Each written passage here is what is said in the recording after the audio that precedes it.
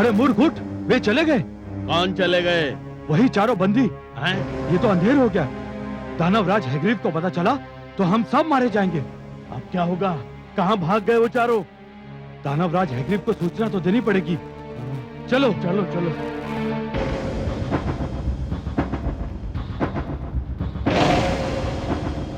दुष्टों, मैं तुम्हारी जिह्वा खींच लूंगा।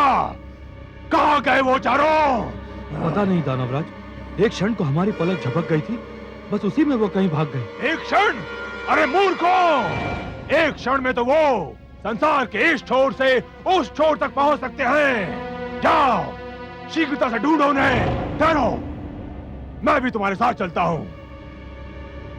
यदि वे इस क्षेत्र से बाहर निकल गए तो फिर हमारे हाथ नहीं आएंगे, और यदि वे हमारे हाथ नहीं आए तो मैं तुम सबको यमलोक पहुंचा दूंगा।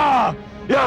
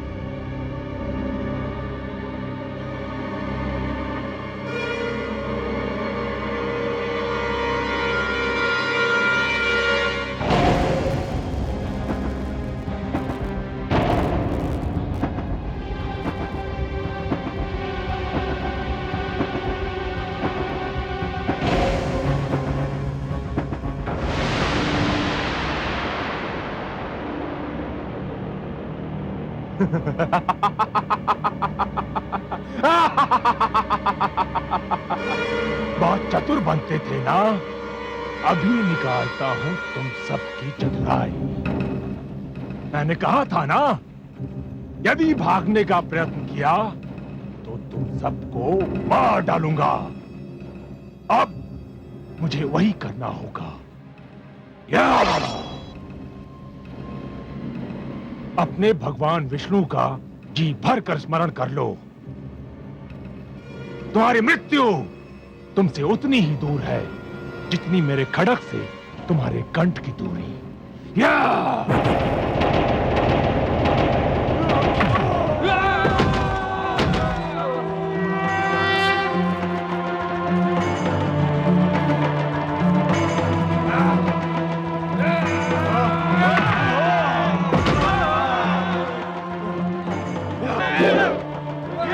मार डालो इसे, ये जीवित न बचने पाए।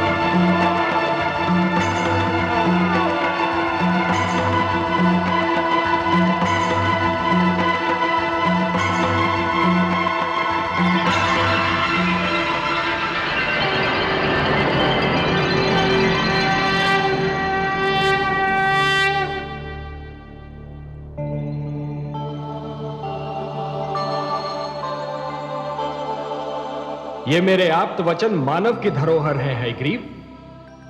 ये इस अपवित्र स्थान में नहीं रह सकते और तू इनको नष्ट भी नहीं कर सकता।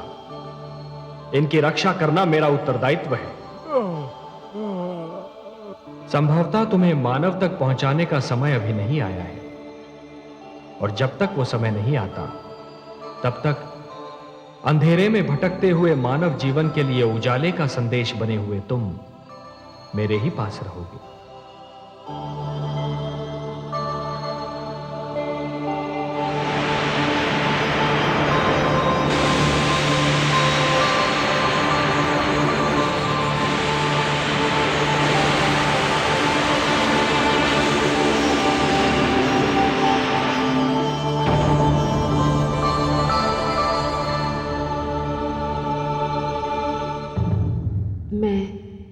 मां हूं, धरती मां।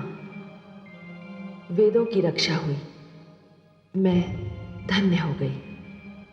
केवल इसलिए नहीं कि हयग्रीव का अंत हो गया, बल्कि इसलिए भी कि भगवान विष्णु ने मेरे निकट आकर मुझे विश्वास दिला दिया कि कोई तो है जिसे मेरी मानव जाति की, मानवता की चिंता है, जो किसी भी विपदा के समय हमारी रक्षा करता है। मैं आभारी हूं भगवान विष्णु की कि उन्होंने अपना वचन पूरा किया। उन्होंने वेदों का उद्धार करके मानव को वो ज्ञान कोश दिया जो आज भी मानव जीवन को सत्य का, धर्म का मार्ग बता रहा है। देखना यह है कि वेदों की रक्षा के उपरांत अब मानव की रक्षा कैसे होगी, क्योंकि यदि मानव ही ना होगा तो ज्ञान किसके काम आएगा।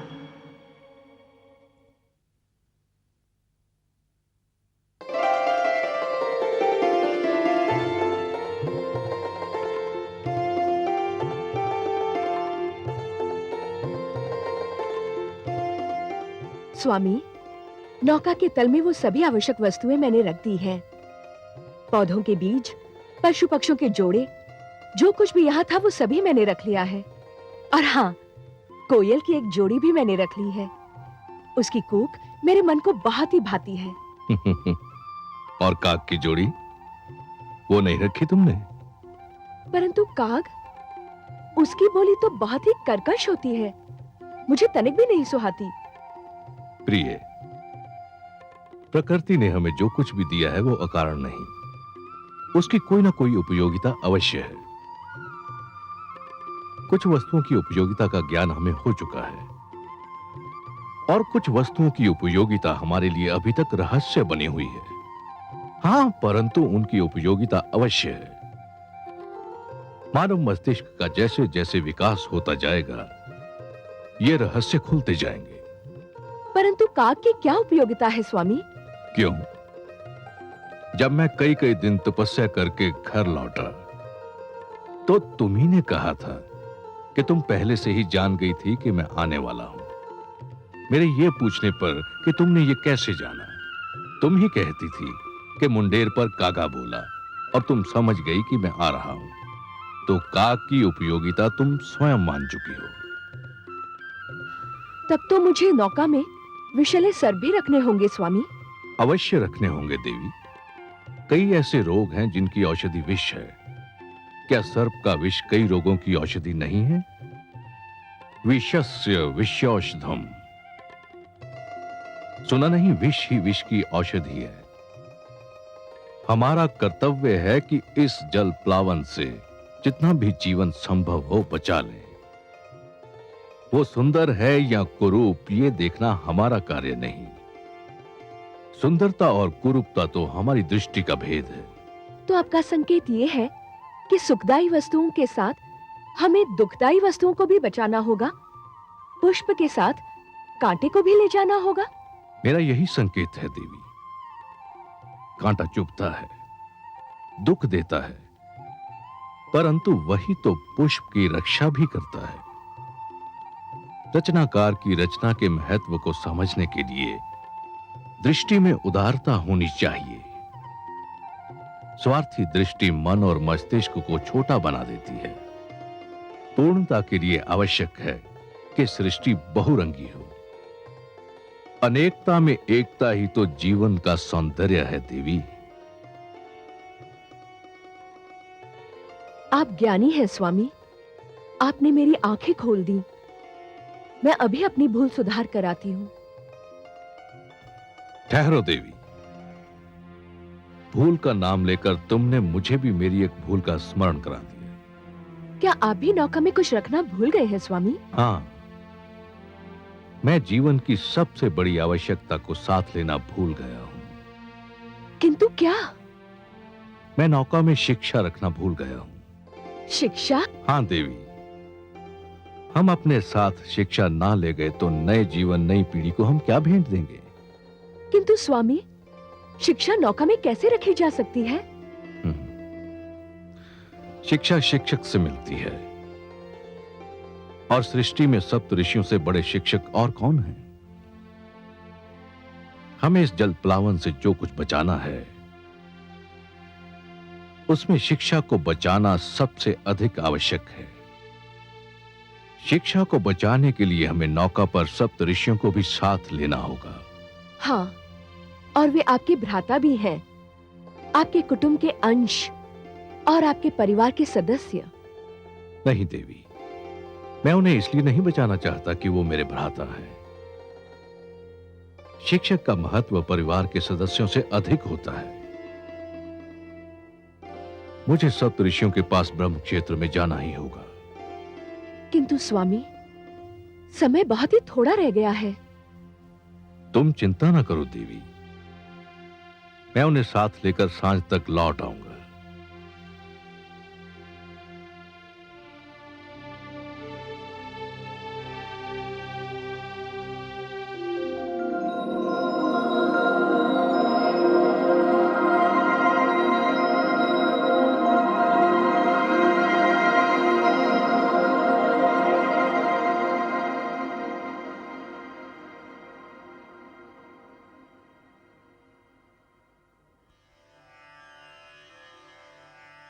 प्रणाम।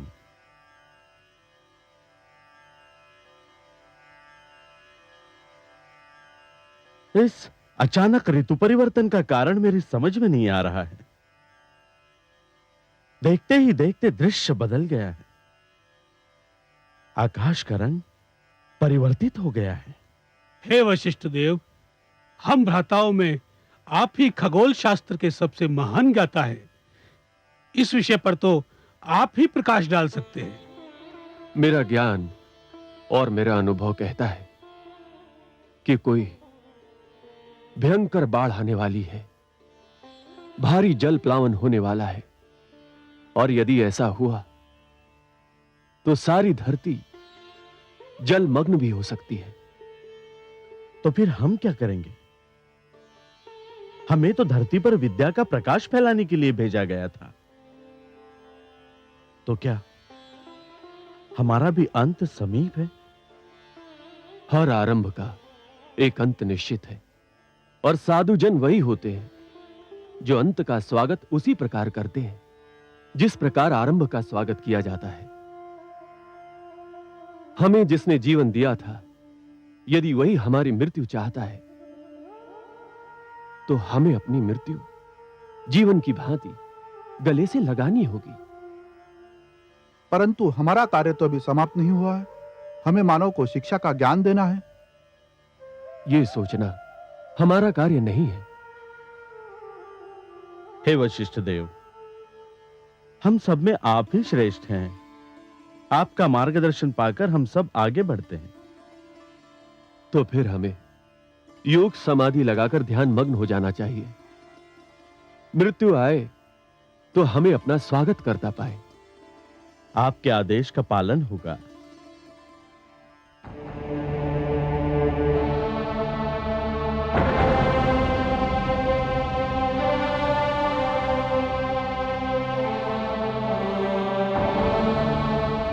हे महान गण, अपना ध्यान तोड़िए, मुझे आपकी आवश्यकता है।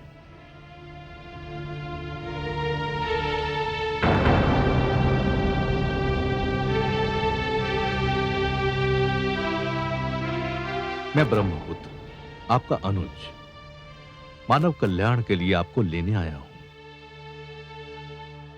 इस जल प्लावन के उपरांत जो जीवन आरंभ होगा, आप नहीं होंगे तो वो अंधकार में भटकने लगेगा। हे ऋषिगण, आपको सृष्टि में आने के उद्देश्य की पूर्ति करनी है। मानव जाति के लिए, जीवन के लिए आपका मेरे साथ चलना अनिवार्य है। आंखें खोलिए, समय हाथों से निकला जा रहा है।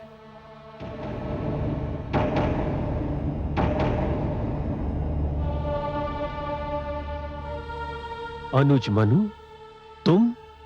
हां भ्राताश्री, शीघ्र उठिए। भयंकर जल प्लावन होने वाला है। मैं आपको लेने आया हूं।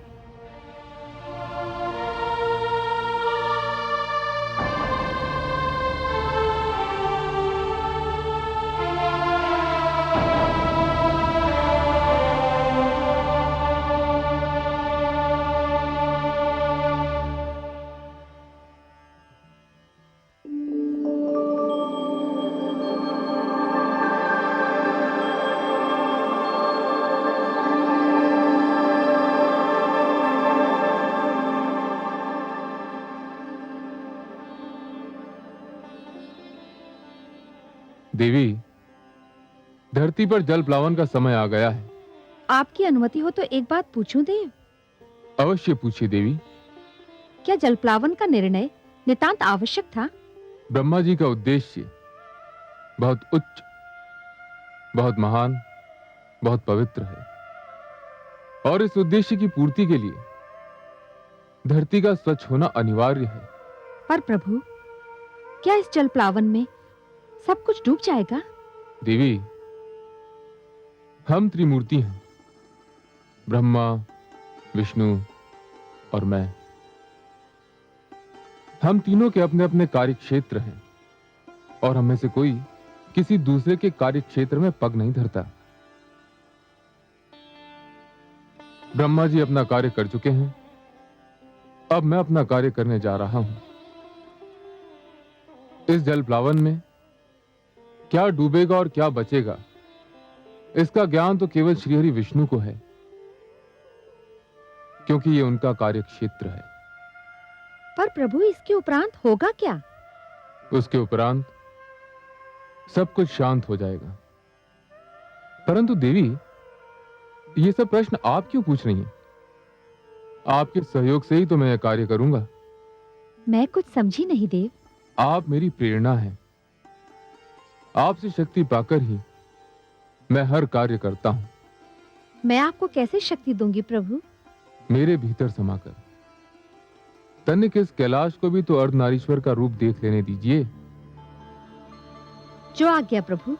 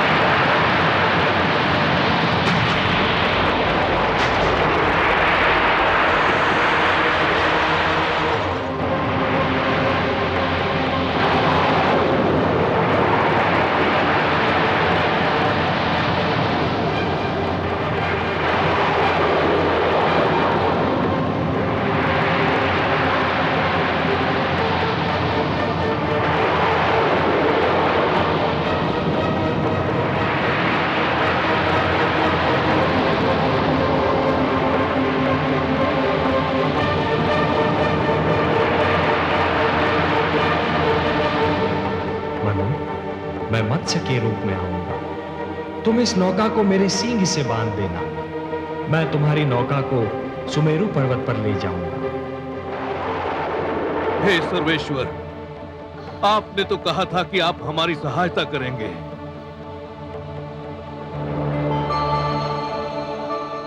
शान्ताकारं भुजगशयनं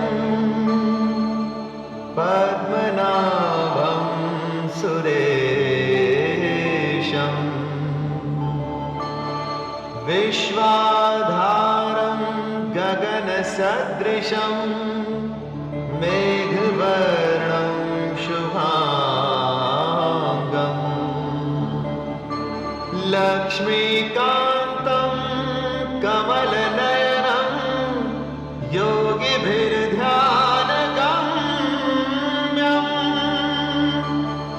वन्दे विष्णुं भवभयहरं सर्वलोकैकनाथम्।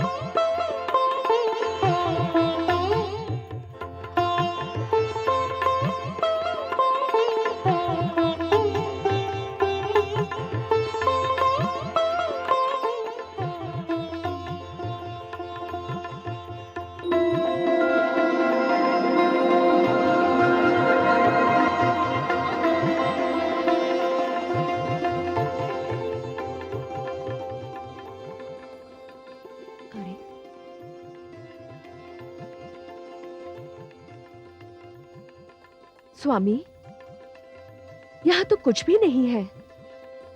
एकदम निर्जन स्थान लगता है।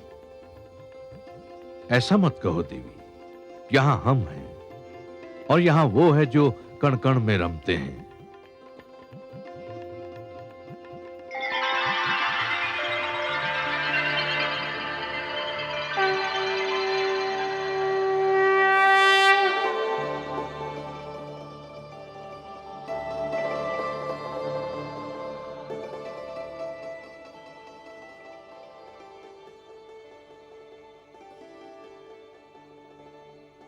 हे नारायण, आपके दर्शन मिले, नैनों के भाग्य जागे, आत्मा की प्यास बुझी।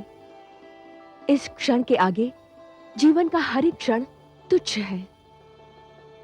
हे विश्वेश्वर, आपने जलप्लावन से हमारी रक्षा की, आपको कोटि कोटि धन्यवाद।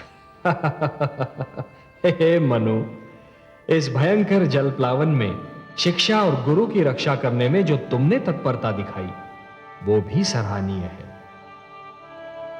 तुमने मानव कल्याण के उद्देश्य के लिए साधना की, व्रत धारण किया। और हे शतरूपा, इन सब शुभ कार्यों में अपने पति का साथ देकर तुमने अपने पत्नी धर्म का पालन किया है। मैं तुम दोनों से अति प्रसन्न हूं और समस्त मानव जाति में केवल तुम दोनों को चुनने का एक विशेष कारण भी है। हे जगदीश, आप तो कारणों के कारण हैं। जो भी कारण होगा उसे केवल आप ही जानते हैं। मैं जानता हूं मनु कि मानव कल्याण के मेरे परम उद्देश्य की पूर्ति के लिए आप दोनों माध्यम हो। यह मेरा परम उद्देश्य आपके माध्यम से ही संपन्न होना है। मनु, जब खेत की उपज पक जाती है और खेती काटी जाती है, तो कृषक कुछ बीजों को बचाकर रखता है और यही बीज आने वाली उपज का कारण बनते हैं। मैंने भी यही किया है। तुम दोनों की रक्षा करके मैंने जीवन की रक्षा की है।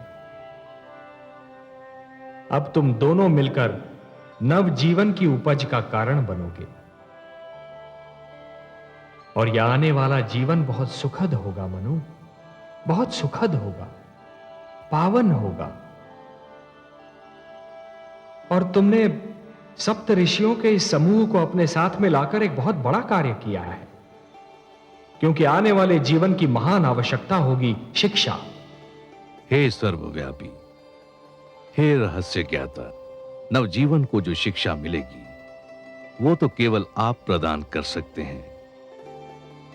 आप मुझे ज्ञान दीजिए, ये शिक्षा क्या होगी, कैसी होगी? हे वैवास्वत, मानव बड़ा विचित्र प्राणी है और उसका इतिहास भी उतना ही विचित्र है। उठता है तो देवता बन जाता है और गिरता है तो दानव। दानवता अज्ञान और हीनता का प्रतीक है और मैं हर युग में मानव को दानव बनने से बचाना चाहता हूं। अर्थात मानव देवताओं की भांति अमर तो नहीं हो सकता, पर देवताओं की भांति संपूर्ण तो अवश्य हो सकता है।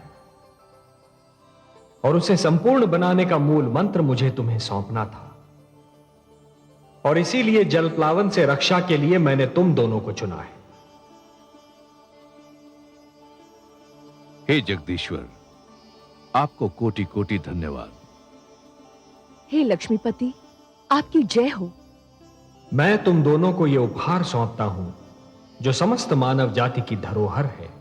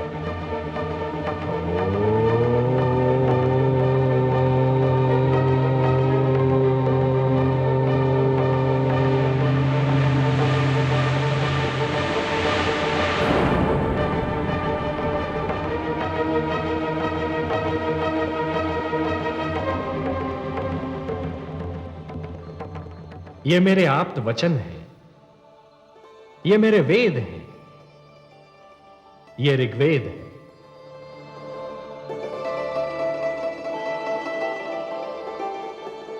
ये यजुर्वेद,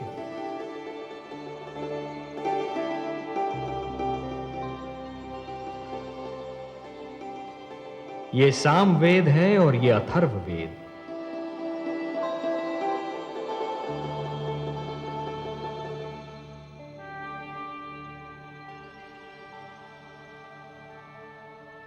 ये मेरे सबसे बड़े वरदान हैं। मानवता को ये मेरा उपहार है। ये मेरे आप्त वचन तुम्हें और तुम्हारे उपरांत आने वाली हर पीढ़ी को जीवन के नियमों का ज्ञान देंगे।